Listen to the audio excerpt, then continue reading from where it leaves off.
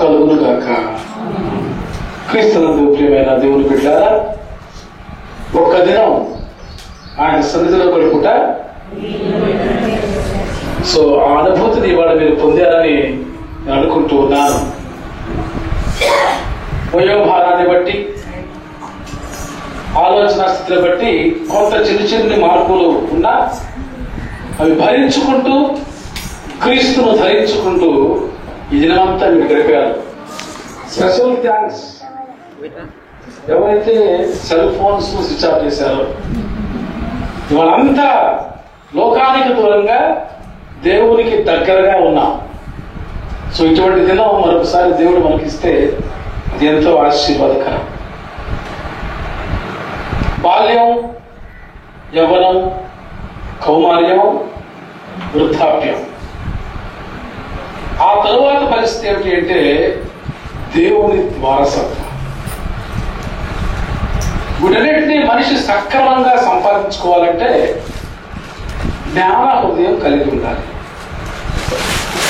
తాడి చెట్టు అంత ఎదిగాడురా, కానీ పెరుగుతాం, వయసులో ఆర్థికంగా పెరుగుతాం, అన్ని విధాలుగా పెరుగుతాం, కానీ ఆ పెరుగుదలలో ప్రయోజనం లేకపోతే పెరుగుదల వ్యర్థం. బాలుడైన యేసు జ్ఞానమందును వయస్సునందును సో వర్ధిల్లే వారికి ఈ 4 స్టేటస్లు కావాలి. జ్ఞానంతో వర్ధిల్లాలి. ఇవాళ భాస్కర్ కుమార్ గారి జన్మదినం కాబట్టి ఆ మాట కూడా నేను జ్ఞాపకం చేస్తున్నా. జ్ఞానమందు ఎదుగుతూ, వయస్సులో ఎదుగుతూ, దేవుని దయలో ఎదుగుతూ, ఇవాళ మనందరి దయతో ఆ బిడ్డ ఆచరించబడింది. సో ఇవాళ మనం అందరం వచ్చి తనను దీవించాం, తను మనకు ఆజ్ఞం ఇచ్చింది. ఇటువంటి అనేక నూతన వత్సర గడియలు తను పొందాలని మనసా వాచ ప్రార్థనా పూర్వకంగా నేను ఆశీర్వదిస్తూ ఉన్నాను. సో జ్ఞానాన్ని ఎలా సంపాదించుకుంటాం?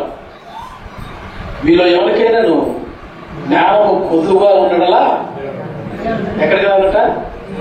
సో ఒక్కరోజు అదే కూర్చోవాలంతే. మీకు జ్ఞానం కొద్దుగా ఉంది అని మీకు అనిపిస్తే దేవుడి దగ్గర కూర్చోవడం నేర్చుకోండి, వాక్యం సన్నిధిలో కూర్చోవడం నేర్చుకోండి, వాక్యాన్ని ధ్యానించడం నేర్చుకోండి.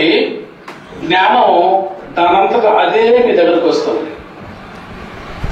దేవుని వాక్య ధ్యానం జ్ఞానంలోనికి మనం నడిపిస్తుంది. సో ధ్యానం ఎక్కడ పంపిస్తుంది? జ్ఞానంలోనికి నడిపిస్తుంది. ఎవరు దివారాత్రాలు ఆయన వాక్యాన్ని ధ్యానిస్తారో వారు ధన్యులు. కారణం ఏమిటంటే వారు దేవుని యొక్క జ్ఞానాన్ని సంపాదించుకుంటారు. కాబట్టి ఒక్క దినం ఆయన సన్నిధిలో మనం గడిపితే 1000 దినాల జ్ఞానం వచ్చిందట. వచ్చిందా? సో ఒక్కరోజు గడిపితే 1000 దినాల జ్ఞానం వచ్చింది మనకి ఇవాళ. సో ఈ ఒక్కరోజు 1000 దినాలు దేవుని సన్నిధిలో మనం బలపరచడానికి దేవుడు ప్రిపేర్ చేశాడు.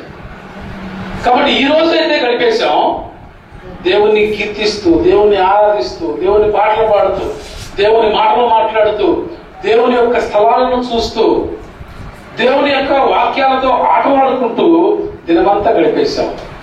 సో సాయంత్రానికి వచ్చాం, ఈ దినాన్ని ముగించేస్తున్నాం. సో రేపేం చేద్దాం? ఈ దినమంతా గడిపాం, ఇన్ని సంవత్సరాలు గడిపాం, ఇవాళ ఒక్కరోజే ఇలా గడిపాం. సో కొన్ని వాక్యాలు కొంతమంది చెప్తాను, తీసి పెట్టండి. ఆదికాండం 5వ అధ్యాయం 18వ వచనం ఒక చదవండి ఎవరైనా. ఆదికాండం 5వ అధ్యాయం 18 నుంచి 20 వరకు చదవండి. 21 నుంచి 24 వరకు మనకు చదవండి. ఎరెదు 162 ఏళ్లు బ్రతికి హానోకును కనెను. హానోకును కనిన తరువాత ఎరెదు 800 ఏళ్లు బ్రతికి కుమారులను కుమార్తెలను కనెను. ఎరెదు దినములనియు 960. అబ్బా, ఎంత లాంగ్ పీరియడ్ అండి. మాకు కూడా ఇస్తే బాగుండు. ఇస్తాడు, ఎందుకు అడుగుడే మీకు ఇవ్వండి. యథార్థంగా ఎంతమంది జీవిస్తారో వాళ్ళందరికీ ఇస్తాడు. నా ఈ శోధులు అనుమానమే లేదు. అయితే ఈ వాక్యం ఉన్న జ్ఞాపకం ఏంటంటే, స్పెషాలిటీ ఏమిటంటే, ఎనదు హానోకుని కన్నాడు. హానోకును బట్టి ఎరుదు పేరు వచ్చింది ఇక్కడ బయటికి. హానోకుని కన్న తర్వాత ఇంకా చాలా మందిని కన్నాడు, వాళ్ళ పేర్లు లేవు. సో ఒక స్పెషాలిటీ ఏమిటంటే, హానోకు వలన ఎనోదు వంశానికి ఒక అభివృద్ధి వచ్చింది. హానోకు తర్వాత బిడ్డలు కన్నాడు, లిస్ట్ ఇచ్చాడు. 962 ఏళ్ళు బతికాడు. ప్రత్యేకత ఏంటో తర్వాత 21 చదువుదాం. హానోకు చదవండి. హానోకు 60 ఏళ్ళు బ్రతికి మెతూషలను కనెను. హానోకు మెతూషలను కనిన తరువాత 300 ఏళ్ళు దేవునితో. సో ఎరేతుకు లేనిది ఏంటి? హానోకు ఉన్నదేంటి? చాలా మంది చాలా కాలం పొందుతారండి, పిల్లలు కంటూ ఆదాయాలు సంపాదించుకుంటూ లోకాన్ని సంపాదించుకుంటూ జీవించేస్తారు. కానీ ఎరేదుకున్న హానోకు మెతూషలం కనేంత వరకు లోకంలో జీవించాడు. ప్రత్యేకత ఏమిటి అంటే, మెతూషలను కలిగిన తర్వాత హానోకు జీవితం మారిపోయింది. అప్పుడు దాకా హానోకు తన తల్లిదండ్రుల వలె, తన తాత ముత్తాతల వలె, తన పూర్వీకుల వలె జీవించాడు. మెతూషలను కన్న తర్వాత ప్రత్యేకత ఏమిటి? దేవునితో. సో పైన గాని కింద గాని ఎవరికి రాయాలి మాట? దేవునితో నడిచిన నడచెదని ప్రభు యేసునితో, నడచెదని ప్రభు హస్తముతో, కాకిలో ఉండగా జయకందును యేసుడే నా వెన్ననిస్తును. యేసుని వెలుగులో నడచెదను, వెలుగులోనను భయపడను, నమ్మదోనుగా సాగిపోయేదను, యేసునే వెన్ననిస్తును. హానోకు దేవునితో. మనం కూడా ఇప్పుడు దాకా పిల్లలు కన్నాం, సంపాదించాం, అది చేశాం, ఇది చేశాం, బాగుకున్నాం లోకాన్ని. ఇప్పుడు దాకా పిల్లలు కంటూ పిల్లల్ని పెంచుతూ సంపాదిస్తూ ఆనందించావు. సో ఈ రోజు తర్వాత నీవు నేను చేసే పని ఏంటండి? సో వాక్ విత్ గాడ్, దేవునితో నడక. ఈరోజు మనం ప్రారంభించాము నడక. బహుశా నిన్న మొన్న ఎవరు ఇట్లా ఒక దినమంతా దేవునితో గడపకపోతే వాళ్ళకి ఇది మొదటి దినం. ఇంతకుముందు ఎవరైనా ఇలాగే దినాలు దేవునితో గడిపితే వారికి ఇది మజిలీ దినం. So refresh your self. ఒక రోజు దేవునితో నడిస్తే అది అలవాటైపోయి హానోకు ఆగలేకపోయాడట. ఎంతకాలం నడిచాడు అట్లాగే? 300 ఏళ్ళు. వచ్చిన వాళ్ళు నడుచు కనెను. హానోకు దినములన్నీ 365 ఏళ్ళు హానోకు దేవునితో నడిచిన తర్వాత దేవుడు అతనిని తీసుకుని పోయాను కనుక. సో పూర్వీకులాగా చనిపోయాడు, సమాధి చేశాడని చెప్పారేమన్నా? సో దేవునితో నడిస్తే నీవు దేవుని దగ్గరికి నేరుగా వెళ్ళిపోతావు. పరిశుద్ధ బైబిల్ సాక్ష్యం ఇస్తూ దేవునితో నడుస్తూ వెళ్ళిపోతావు. నీ జీవితకాలం అంతా ఆయనతో నడుస్తావు. ఆ నడక ఇవాళ మనం ప్రారంభించాం. మరి ఈ దినాన్ని ముగించిన మనం ఈ దినాన్ని కొనసాగిస్తూ ఎలా రేపటిని ఆలోచన చేద్దాం. నేను క్లుప్తంగా జ్ఞాపకం చేస్తా, టైం చూసుకుంటూ జ్ఞాపకం చేస్తా. మీరు తొందరగా బైబిల్ రిఫరెన్స్ జ్ఞాపకం చేసుకోండి. హానోకు దేవునితో నడిచాను. దేవునితో నడవకముందు పిల్లల్ని అన్నాడు, దేవునితో నడిచిన తర్వాత పిల్లల్ని. అబ్రహాము దేవుని వాగ్దానానికి ముందు పిల్లల్ని అన్నాడు, వాగ్దాన కుమారుణ్ణి. తేడా కనపడిందా మీకు? వాగ్దానపు సంతానానికి, వాగ్దానానికి ముందు తొందరపడ్డ సంతానానికి వైరం ఈ రోజు కూడా కలుస్తుంది. అదే వారు తొందరపడకుండా వాగ్దాన బిడ్డను కలిసి ఉంటే మరి ఎలా ఉండేదో దైవ చిత్తం మనం ప్రశ్నించలేం, కానీ మనకు తెలియదు. ఆ వాగ్దాన వారసత్వం ఇప్పటికీ గొడవపడుతున్నాను. అయితే నీవు నేను దేవునితో నడుస్తూ మన దినాలు గడిపితే అవి ఎంతో ఆశీర్వాదకరంగా ఉంటాయి. సో ఈ రోజు ఈ దినాన్ని ఇక్కడ ముగిస్తున్నాం. దేవుని చిత్తం అయితే రేపు మరొక దినాన్ని ప్రారంభిద్దాం. చూద్దాం వాక్య భాగాన్ని. మార్కు సువార్త 1వ అధ్యాయం 35వ వచనం. మార్కు సువార్త 1వ అధ్యాయం 35వ వచనం చూడండి. ఆయన పెందలకడనే లేచి ఇంకను చాలా చీకటి ఉండగానే బయలుదేరి అరణ్య ప్రదేశంలోకి వెళ్ళి అక్కడ ప్రార్థన చేయుచుండెను. సో జ్ఞాన హృదయం మాకు కలుగు చేయి దేవా, మా దినాన్ని లెక్కించడం మాకు నేర్పు అంటే ఇప్పుడు ప్రారంభించు. ఈరోజంతా గడిపారు కదా, నల్గొండ రావడానికి పొద్దుంటే లేచారా, చంద్రకడనే చీకటి పడకుండానే. మన పాస్టర్ అయితే పొద్దున్నే వచ్చేసారు. అయ్యా టైం చెప్పావు 5:40 అవుతుంది బయలుదేరేవా అని. సారీ అనేటప్పటికి పాపం మళ్ళా వెనక్కి వెళ్ళిపోయారు. సో పాస్టర్లకి మాత్రమే కాదు, డాక్టర్ గారికి ఇంకా ఆ టైం సెన్స్ ఎక్కువ. పెందలకడనే ఇంకను చాలా చీకటి ఉండగానే. సో దేవునితో నడవాలి, హానోకు నడిచినట్లుగా నా దినమంతా ఆయాసం లేకుండా దేవా నీ ఆశీర్వాదాలు పొందాలి, నా జీవితకాలం అంతా నీతో అడుగులు వేయాలి అని నీవు అనుకుంటే, సో రేపు మార్నింగ్ ఏం చేయాలి? ఇంకా ఇంకా ఉండగానే ఎక్కడికి వెళ్ళాలంట? అరణ్యాలు ఉన్నాయా? లేవుగా. సో ఉంది, కాంక్రీట్ అరణ్యం ఉంది కదా, కాంక్రీట్ జంగిల్. సో మనకు అదిగా మనకు అరణ్యం అయిపోయాయి. ఒక పర్సనల్ ప్లేస్ లోకి వెళ్ళి ఏం చేయాలట? ఆయనతో మాట్లాడటం ప్రారంభించు.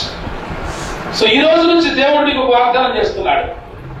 నీవు నాతో జీవితకాలం అనడానికి రేపు ఉషోదయం నీకు ఇస్తున్నాను. నువ్వు పెందలకడే లేచి తండ్రితో మాట్లాడడానికి నీవు సిద్ధపడు. ఎప్పుడైతే ఈ పెందలకడ లేచి ప్రభుతో నీవు ప్రార్థన చేస్తూ ఆ ప్రార్థనతో ఒక దినాన్ని ప్రారంభిస్తావో ఆ దినమంతా నీకు ఆశీర్వాదం. లూకాసు వార్త 11వ అధ్యాయం 3వ వచనం చూద్దాం. లూకాసు వార్త 11వ అధ్యాయం 3వ వచనం. మాకు కావలసిన అనుదిన ఆహారము దినదినము మాకు. సో అనుదిన ఆహారం దినదినం కావాలంట. సో ఉదయాన్నే లేచి ప్రార్థన నీవు చేసుకున్నప్పుడు దేవుడు నీకు అనుదినం దినదిన ఆహారం. అనుదినం దినదినం ఎలా తెలిసిందా? సో అనుదినం అంటే వెంట వెళ్ళిపోవడం, దినదినం అంటే సో ఎదురు రావడం. అంటే నువ్వు ఎలా వెళ్తున్నా ఎలా వస్తున్నా ఆ క్రమంలో నీకు ఆహారపు లోటు లేకుండా చూస్తాడు. సో ఆరోగ్యాన్ని ఇచ్చాడు, శక్తిని ఇస్తాడు. కాబట్టి దీన్ని మనం క్షుణ్ణంగా ఆలోచన చేయాలి. కొరింథీయులకు రాసిన మొదటి పత్రిక 15వ అధ్యాయం 3వ వచనంలో ఎలా దాన్ని మనం సేకరించవచ్చో కొలతలుగా తీయండి. నాకు ఇయ్యబడిన ఉపదేశమును మొదట మీకు అప్పగించితిని. అది ఏమనగా లేఖనముల ప్రకారము క్రీస్తు మన పాపముల నిమిత్తము మృతి పొందెను, సమాధి చేయబడెను, లేఖనముల ప్రకారము 3వ దినమున. సో ఒకసారి జ్ఞాపకం చేసుకో. మన పాపముల నిమిత్తము దినదినము అనుదినము అనుక్షణము నేను చేస్తున్న పాపాల నిమిత్తం నా ప్రభు శిక్ష పొందాడు. దేవా మా దినమును లెక్కించటం మాకు. ఏం చేస్తున్నావు దినదినం నువ్వు? ఒక దినం ప్రారంభించి మరొక దినం ముగిసేలోగా ఎన్ని పాపాలు చేస్తున్నావు, ఎన్ని పొరపాట్లు చేస్తున్నావు. ప్రభు అంటున్నాడు, నీ వేకువజామున లేచి ఆయన సన్నిధిలో ప్రార్థన చేసి దినాహారం నువ్వు అడిగితే దినాహారంతో పాటుగా దినదినము నువ్వు చేసిన పాపాలైనా క్షమిస్తున్నాడు, క్షమాభిక్ష పెడుతున్నాడు. ఆహార భిక్షను అడిగితే ఆయన క్షమాభిక్ష పెడుతున్నాడు. సో ప్రార్థించడం నేర్చుకోండి పెద్దలు. కడనే రేపటి దినాన్ని ఆయనతో మాట్లాడుతూ ప్రారంభించండి. ఇవాళ దినాన్ని ప్రార్థన కోసం నల్గొండ వెళ్దాం అనుకుంటూ నిద్ర లేచారు మీరు, కానీ రేపు నల్గొండ రారు. రేపు మన ఇంట్లో మన ఉద్యోగాలు చేస్తాం. కాబట్టి రేపు ఉదయం నిద్ర లేచినప్పుడు దేవా నీవు హెచ్చరించినట్లుగా ఉదయాన్నే లేచి నీ సన్నిధిలో మొదట మా దినాహారం గురించి ప్రార్థన చేస్తాం, రెండో దినదినము మేము చేస్తున్న పాపాల గురించి ప్రార్థన చేస్తాం. సో నిన్నటి దినం ఎన్ని పొరపాటుతో గడిపేసాము. ఇవాళ చాలా పొరపాట్లు లేకుండా గడిపాం కదా మనం. మ్యాక్సిమం అనిపిస్తుంది కన్నా ఇవాళ ఎన్ని పొరపాటు చేశారు వాళ్ళు ఇది చేశారా అనిపిస్తే జాగ్రత్త పడండి. సో ఇవాళ అదే మనం ఆఫీస్లోనో అదే మనం రోడ్డు మీద ఎక్కడో ఎక్కడో ఎక్కడో ఉంటే ఇవాళ చాలా పొరపాట్లు మనం దేవుడు తప్పించాడు. అనుదినము మా దినాలను లెక్కించుకోవడం మాకు నేర్పు అంటే ఇవాళ మనకు అర్థమైందా? సో దేవుని సన్నిధిలో దేవుని సహవాసంలో ఉంటే ఏం చేయకుండా ఉంటాం? లోకంలో ఉంటే. సో క్రైస్తవుడు లోకంలో ఉన్నా కూడా పాపం చేయకుండా ఉండగలగాలి. దినదినము మేము నీ సహవాసంలో ఉంటే మాత్రమే కాదు, నీవు ఎక్కడున్నా అక్కడ మాత్రం నువ్వు ఉన్నావు. కాబట్టి అక్కడ మేము ఏ పొరపాటు లేకుండా ఉండాలి. పేతురు రాసిన 2వ పత్రిక 2వ అధ్యాయం 7-8 వచనాలు. మన ఆహారం మాత్రమే కాదు, మన పాపాల కొరకు మాత్రమే ప్రార్థించాల్సింది కాదు. సో 2వ పేతురు 2:7-8 వచనాలు. దుర్మార్గుల కామ వికారయుక్తమైన నడవడి చేత బహుబాధపడిన నీతిమంతుడకు లోతును తప్పించెను. ఆ నీతిమంతుడు వారు మధ్యను కాపురం ఉండి తాను చూచిన వాటిని బట్టి వినిన వాటిని బట్టి వారి అక్రమైన క్రియ విషయంలో దినదినము నీతి గల తన మనస్సును నొప్పించుకొనుచు. సో ఎక్కడున్నాడు లోతు? నీలాగా నాలాగా. భాస్కర్ గారు ఇవాళ ఏదో మీరు రిట్రీట్ పెట్టారు కాబట్టి, సో ఉదయం నుంచి అందరూ ప్రార్థన చేస్తున్నారు కాబట్టి అందరూ ప్రార్థన చేస్తున్నాం. ఒకసారి వదిలేసి చూడండి. సో అందరూ ఏం చేస్తారో నేను కూడా అదే చేస్తానంటావేమో నువ్వు. అలా అనడానికి అవకాశం లేదు. లోతు ఒక్కడే ఎక్కడున్నాడు తెలుసా? సొదొమ గుమొర్రా 2 పట్టణాల్లో ఒకే ఒక రిప్రజెంటేటివ్. 2 పట్టణాల్లో ఉన్న ప్రజలకు ఒకే ఒక రిప్రజెంటేటివ్. ఆ పట్టణాలు 2 కూడా అతి అక్రమమైన పట్టణాలు. పైన మాటల్లో తెలిసేశాడు ఆ పట్టణాలు ఎట్లాంటివో. అటువంటి పట్టణాల్లో క్రూరమైన, మూర్ఖమైన, దుర్మార్గమైన కామ వికార చేష్టలతో పెళ్ళుకుపోయిన పట్టణంలో ఆ వికార చేష్టలు తన చుట్టూ జరుగుతూ ఉన్నా ఒక్కడు ఎలా ఉన్నాడు? సో సముద్రంలో పడవ వెళ్లాల్సిందే.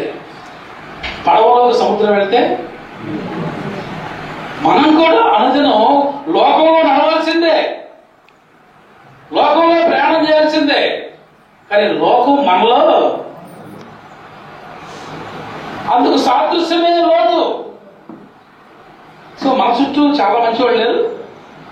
సొదొమ గుమొర్రా ప్రజలు మన చుట్టూ ఉన్నారు ఎక్కడన్నా. సో నువ్వెంత నీతిమంతుడిగా ఉండాలి. సొదొమ గుమొర్రాలోనే లోతు నీతిమంతుడిగా ఉండి దినదినము దేవునితో ప్రార్థన చేస్తూ ఉన్నాడు. మరి ఈ లోకంలో ఉన్న నీవు కూడా చుట్టూ అనేక దుర్మార్గాలు జరుగుతూ ఉన్నా వాటిలోనికి వెళ్లకుండా నీవు ప్రార్థన చేయగలవు. అప్పుడు ఆ దుర్మార్గం నుంచి తప్పించబడతావు. నెంబర్ 1 వేకువజామున లేచి తండ్రితో ప్రార్థన చేయండి. ఆ దిన ఆహారాన్ని తండ్రిని అడగండి, తప్పకుండా తండ్రి ఇస్తాడు. దినం చేసిన పాపం గురించి తండ్రిని ప్రాధేయపడండి, క్షమాపణ చెప్తాడు.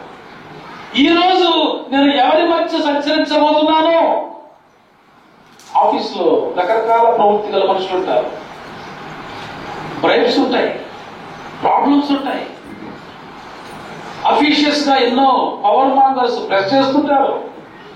వాళ్ళందరి మధ్యలో సంచరిస్తున్నా కూడా నీవు నీతిమంతుడుగా నీ ఆఫీసులో నువ్వు జీవించగలగాలి. తర్వాత చూద్దాం, యోబు గ్రంథం 1వ అధ్యాయం 5వ వచనం.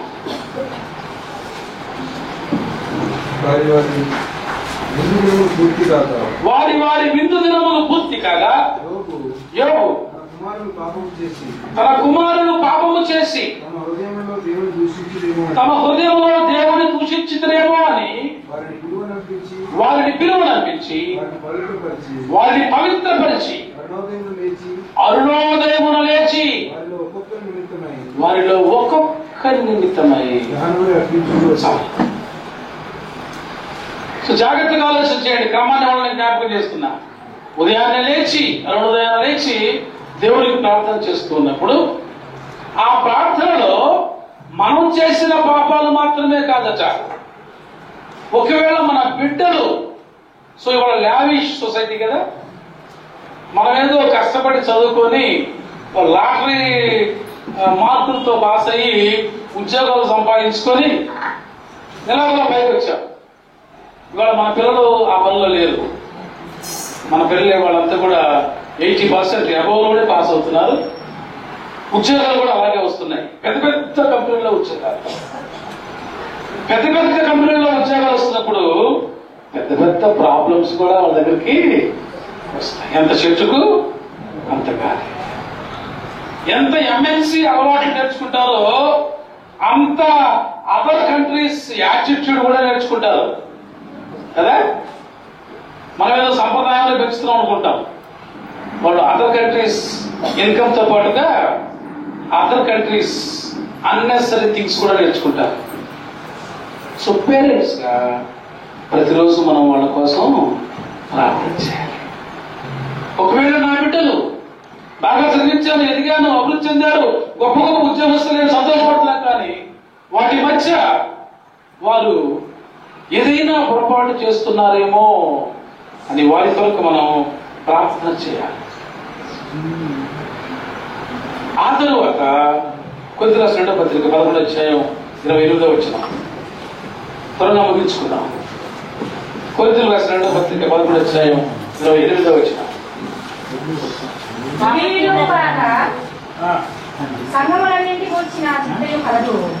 ఇదియును కాక సంఘములన్నిటిని కూర్చిన చింతయు కాదు, ఈ భారము దినదినము నాకు. సో ఎవ్రీడే నీ లైఫ్ లో ఏముండాలో, దేవా దినములు మాకు లెక్కించడం నేర్పు అని పాటలు పాడటం చదువుకోవడం కాదు. ఆ అనుదినము నువ్వేం చేస్తున్నావో ఆలోచన చేయి. దినం ప్రారంభిస్తున్నప్పుడు నీవు ప్రభువుకి ప్రార్థన చేస్తున్నావా? దినభత్యాన్ని నువ్వు సంపాదించుకున్నావా? ఆ దినం గడిచిన నీ పాపాలకు క్షమాపణ పొందావా? నీ బిడ్డలు చేస్తున్న పొరపాట్ల కొరకై విజ్ఞాపన చేశావా? నీ సంఘంలో దేవుని యొక్క ఆశ కలిగిన బిడ్డలకు నీవేమైనా దినదినము వారి ఆశను తీర్చావా? సో సమాజంలో ఇంకా మనలాగా దేవుని ద్వారా మేలు పొందవలసిన వాళ్ళు చాలా మంది ఉన్నారు. నీవు నేనైతే మేలు పొందా, కానీ ఆ సంఘంలో ఉన్న ఆ చిన్ని అభిప్రాయ భేదాల కొరకై మనం అందరం కూడా ప్రార్థన చేయాలి. చివరిగా నేను ముగిస్తాను, ఇంకా ఉన్నాయి కానీ సమయం నాకు కనపడుతూ ఉంది. కొరింథీయుల రాసిన 2వ పత్రిక 4వ అధ్యాయం 16వ వచనం. కొరింథీయుల 2వ పత్రిక 4వ అధ్యాయం 16వ. కావున మేము అధైర్యపడము, మా బాహ్య పురుషుడు కుసించుచున్నను, అంతర్య పురుషుడు దినదినము నూతన పరచబడుచున్నాడు. అయిపోయింది బ్యాటరీ అని చెప్పి ఆగిపోవాలి. సో అట్లా పెట్టి అది వాసంగా ఫిక్సేషన్ అయిపోయింది. ఛార్జింగ్ అయిపోయింది, సంకేతం అది. ఛార్జింగ్ అయిపోతే ఆ బ్యాటరీ అయితే సో అనుదినము ఆంతర్య పురుషుడు దినదినము అభివృద్ధిలోనికి రావాలి. సో ఎప్పుడు వస్తాడు అంటే జ్ఞాపకం చేశాడు. నీవెప్పుడు ఆధ్యాత్మికంగా బలపడతావు, నీ అంతరంగం ఎప్పుడు దేవుని వాక్యంలో స్థిరపడుతుంది, నీ అంతరంగం ఎప్పుడు దేవుని ద్వారా ఆశీర్వదింపబడుతుంది అని అంటే ఒకటే కారణం, ఉదయాన్నే లేచి ప్రార్థన చేసుకుని నేర్చుకో. మా దినంలో లెక్కించుక మాకు నేర్పు. సో ప్రతిరోజు నువ్వు జ్ఞాపకం చేసుకోవాలి, ఇవాళ పొద్దున్నే లేచి ప్రార్థన చేశానా లేదా, ఆ ప్రార్థనలో దేవా నీవిచ్చిన ఈ దేహానికి సరిపడా ఆహారం ఇస్తున్నందుకు వందనాలు చెప్పావా లేదా, ఈ దేహంతో జరిగించిన పాపాలను క్షమించు దేవా అని నీవు అడిగావా. నేను మాత్రమే కాదు, నా సంతతి, నా అన్నదమ్ములు, నా కుటుంబం, నా రక్షణ చేస్తూ ఉన్న పాపాలను క్షమించు దేవా అని నీవు అడగాలి. సో నీ సంఘములో, సో నువ్వు ఎక్కడైతే కాంగ్రిగేషన్ మెంబర్ గా ఉన్నావో ఆ కాంగ్రిగేషన్ లో కూడా ఏ ఒక్కరు కూడా పాపంలో పడిపోకుండా కాపాడు తండ్రి అన్నవాడు కాదు. అప్పుడు నీ ఆంతర్య పురుషుడు దినదినము అభివృద్ధి చెందుతాడు. సో అలా దినదినము నీవు దేవుని సన్నిధిలో ఉంటే ఆ నోటు దేవునితో నడిచిపోయినట్టుగా నీవు నేను కూడా ఈ లోకంలో బిడ్డలే కన్నాం, సంపాదించాం, ఒక స్టేటస్కి వచ్చాం. ఇప్పుడు ఉన్న జీవితాన్ని దేవుడితో నడుస్తూ వెళ్తాం. సో దేవుడితో నడుస్తూ వెళ్తే ఇక నీకు దిగులే లేదు. ఎప్పుడు ఆగిపోవాలో మనకు తెలియదు, ఆగిపోవాలని అవసరం కూడా మనకు కనిపించదు. అలా దేవుడితో నడుస్తూ మాకు జ్ఞానపదం కలుగు చేయండి, మా దినములు లెక్కించడం నాకు. సో ఎన్ని పద్ధతులు చెప్పాను నేను, ఏం చేయాలి ఎప్పటి నుంచి చెప్పండి. నేను లెక్కేసుకుంటాను, దినాన్ని లెక్కేసుకున్నాం. ఇవాళ ఏం చేసాం మనం, సండే స్కూల్ జ్ఞాపకం చేసుకున్నాం, యవనకాల పేరు జ్ఞాపకం చేసుకున్నాం, కుటుంబ జీవితాన్ని జ్ఞాపకం చేసుకున్నాం, వృద్ధాప్యాన్ని జ్ఞాపకం చేసుకున్నాం, ఎక్కడో యెరూషలేము జ్ఞాపకం చేసుకున్నాం. సో ఈ దినమంతా ఈ దంపతులతో కలిసి సహవాసం. సో వాటే పడుతున్నారు, దేవా రేపటి మా దినాన్ని నీ సన్నిధిలో నీ సన్నిధిలో రేపు కూడా మళ్ళీ నల్గొండ ఎల్లుందని సో కాబట్టి మీ ఇంట్లో మీరు సో దినమంతా దేవుడితో గడపడానికి ఆ పరిశుద్ధాత్ముడు మీలో ప్రతి ఒక్కరిని బలపరచాలని మరి భాస్కర్ దంపతులను దీవించి మరి ఇంత మంచి దినం ఇవాళ మాలో ఏ ఒక్కరు కూడా చిన్ని పొరపాటున కూడా పడకుండా పూర్తి దినమంతా దేవుని సన్నిధిలో ఉండటానికి మంచి అవకాశం ఇచ్చిన దంపతులు మీ జీవితకాలం అంతా దేవునితో నడవాలని ప్రార్థన చేస్తూ ఉన్నాను. తల్ల వచ్చుకుందాం. మనందరి కోసం మన ప్యారిష్ పాస్టర్ గారు, డాక్టర్ వాషింగ్టన్ గారు ప్రార్థన, ప్రార్థన వారి దీవెనతో సెలవు తీసుకున్నాం.